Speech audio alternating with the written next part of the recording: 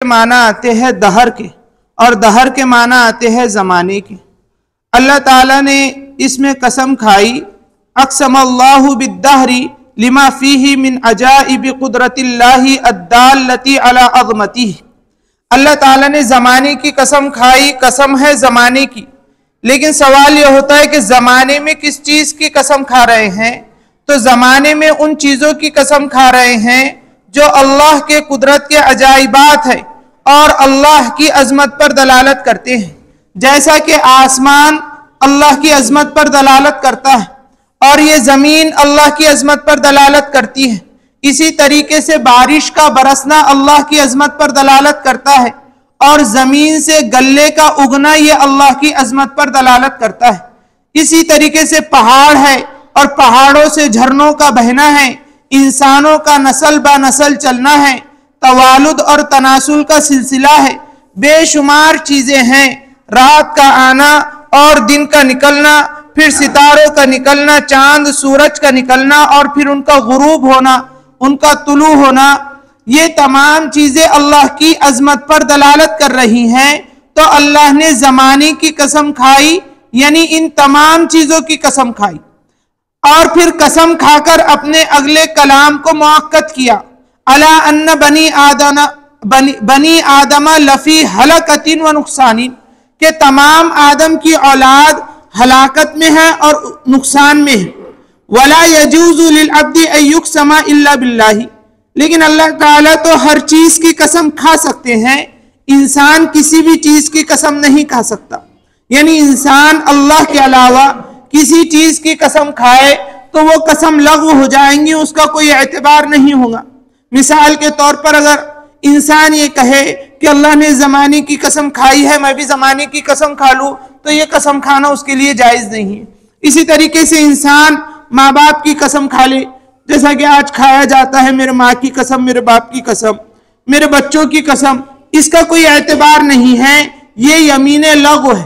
اور ایسا بار بار کرنے والا گنہگار ہوگا۔ اسی لیے بار بار اس طریقے سے قسم نہ کھائیں، کیونکہ یہ قسم منعقد ہی نہیں ہوتی۔ وہ قسم منعقد ہوتی ہے جو اللہ کی کھائی جاتی ہے، اور وہ بھی اس وقت جب بہت اہم ترین معاملہ پیش آئے۔ کسی بھی بات پر اللہ کی قسم نہیں کھائی جائے گی۔ فَإِنَّ الْقَسَمَ بِغَيْرِ اللَّهِ شِرْكٌ، کیونکہ اللہ کے علاوہ کسی کی قسم کھانا شرک ہے۔ لہذا اللہ تعالیٰ مختار کل ہے، اللہ تعالیٰ کو پورا اختیار ہے، اللہ تعالیٰ کسی کی بھی قسم کھا سکتے ہیں اور کبھی بھی کھا سکتے ہیں۔ لہذا اللہ نے قسم زمانے کی کھائی، اور آگے کہا کہ تمام انسانیت نقصان میں ہے، لیکن وہ لوگ نقصان میں نہیں ہیں جن میں چار صفتیں ایک ساتھ پائی جائے۔ الا الذین آمنوا، جو لوگ ایمان والے ہیں، وعملوا الصالحات، نیک عمل کرنے والے ہیں، وتواصوا بالحق، اہل حق کا ساتھ دینے والے ہیں، وتواصوا بالصبر، اور پھر استقامت اختیار کرنے والے ہیں۔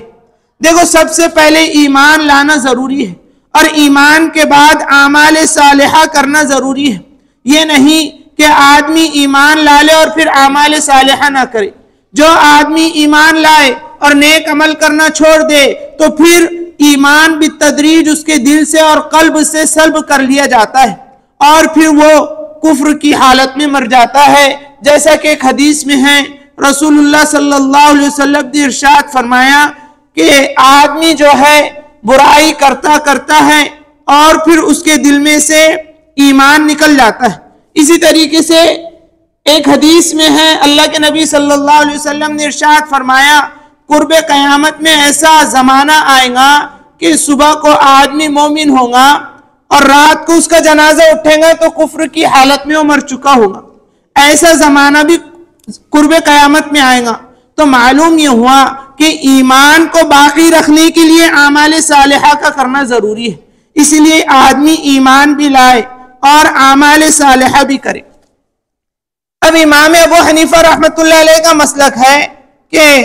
ایمان لا لینا کافی ہے۔ جو آدمی لا الہ الا اللہ محمد الرسول اللہ کہہ دے، گویا کہ وہ مسلمان ہو گیا، اور یہی کلمہ اس کو جنت میں لے جائے گا۔ اور امام بخاری رحمۃ اللہ علیہ فرماتے ہیں کہ ایمان کے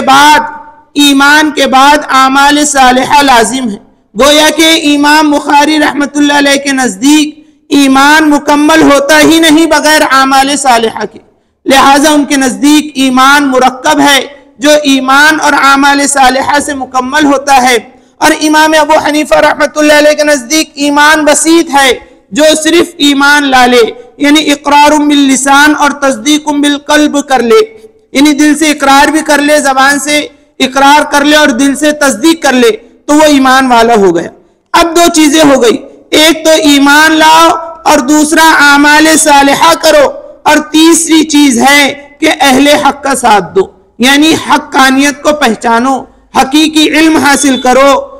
اور حقیقی علم وہ ہے جو قرآن اور حدیث ہے۔ اللہ کے نبی صلی اللہ علیہ وسلم نے فرمایا ایک حدیث میں جو ابن ماجہ کی ہے، انہما اثنتان،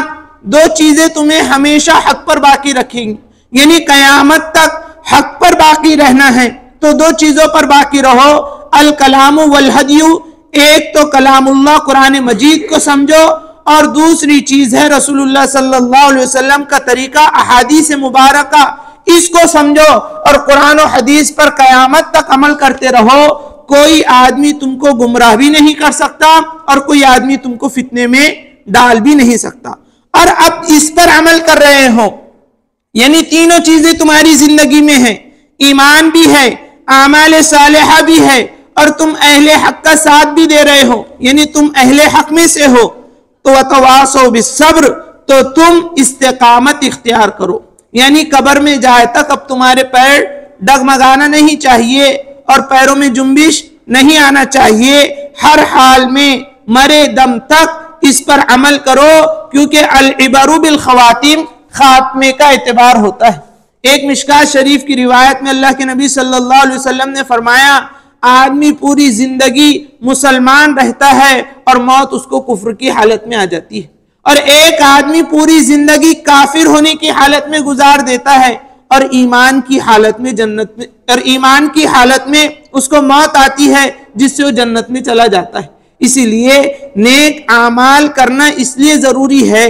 اور اہل حق کا ساتھ دینا اس لیے ضروری ہے تاکہ ہمارا خاتمہ ایمان پر ہو، اور جس کا خاتمہ ایمان پر ہوگا اسی کا اعتبار ہوگا، لہٰذا دنیا میں رہنے کا کوئی اعتبار نہیں۔ اللہ کے نبی صلی اللہ علیہ وسلم نے ایک حدیث میں فرمایا انما الشقی من شقی فی بطن امہ والسعید من وعظ لغیرہ، بدبخت آدمی وہ ہے جو ماں کے پیٹ سے بدبخت ہو، جیسا کہ فرعون، حامان، قارون، شداد، نمروز، یہ لوگ ہیں کہ کل قیامت کے دن جس کے حق میں جہنم کا فیصلہ کر دیا گیا حقیقت میں وہ بدبخت ہے، اور جس آدمی کے حق میں جنت کا فیصلہ کر دیا گیا حقیقت میں وہ نیک بخت ہے۔ دنیا میں جو آدمی غریب ہے تو اس کا یہ مطلب نہیں یہ بدبخت ہے، کوئی آدمی محتاج اور مفلس ہے اس کا یہ مطلب بھی نہیں وہ بدبخت ہے، حقیقت میں جو جنت میں داخل کر دیا گیا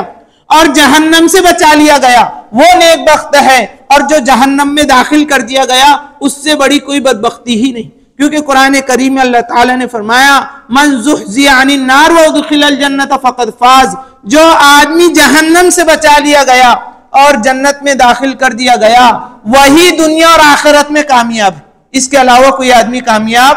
نہیں ہے۔ اس لیے جہنم سے بچنے کی فکر سب سے زیادہ ضروری ہے۔ الا الذین آمنوا باللہ، مگر وہ لوگ جو ایمان لائے اللہ پر، وعملوا عملا صالحا، نیک عمل کرتے رہے، واوصى بعضهم بعضا بالاستمساک بالحق، اور بعض لوگ ان میں سے بعض کو حق بات کو مضبوطی کے ساتھ پکڑنے کی نصیحت کرتے رہے، والعمل بطاعت اللہ، اور اللہ کی اطاعت کے نیک عمل کی نصیحت کرتے رہے، والصبر علی ذلک، اور ان تمام چیزوں پر وہ استقامت برتتے رہے، تو یہ لوگ پورے کامیاب ہیں، اور ان کے علاوہ کے لوگ یقیناً نقصان اور ہلاکت میں ہیں۔ سبحان اللہ۔